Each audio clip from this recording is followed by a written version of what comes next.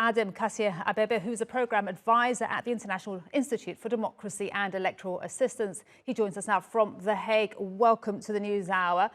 So do you think Russia's Sergey Lavrov will get what he wants from these African countries? Thank you very much for having me. Well, so Russia has sought to present the conflict as a challenge, as a contestation between a unipolar and multipolar world, while the West has been trying to present it as a competition between democracy and authoritarianism. And so Lavrov is now trying to rally African countries to support his and Russia's vision of what he considers is a multipolar world, and how Africa can have a role in that regard.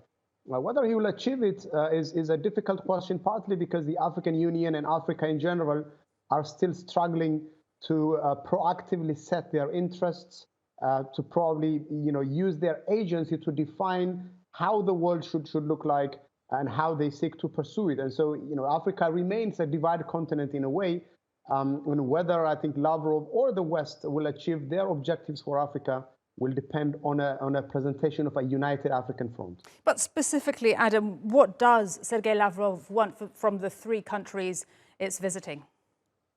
Well, if you look at the four countries, only Egypt has been supporting the resolutions against Russia in the United Nations. The three other countries have actually abstained.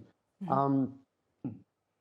They are all influential in the sense that Ethiopia is home to the African Union, okay. And he will then use the opportunity not just to speak with the Ethiopian government, but with ambassadors. Okay, Adem, let me, sorry to interrupt, let me just refocus on what is such a big issue right now, of course, is the grain deal right now. Do African countries which are affected by the rising food costs, do they blame Russia for the rising food prices? How do they see this?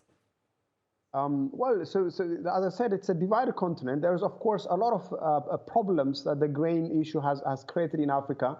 And Africans have sought to try and find a solution towards the conflict so that the grains and the fertilizer and other exports, including energy, can flow. So the African countries in general have tried to avoid pointing fingers either at Ukraine or Russia, and instead try to focus on finding a ceasefire and a process to actually activate the export of grain, both from Russia and Ukraine.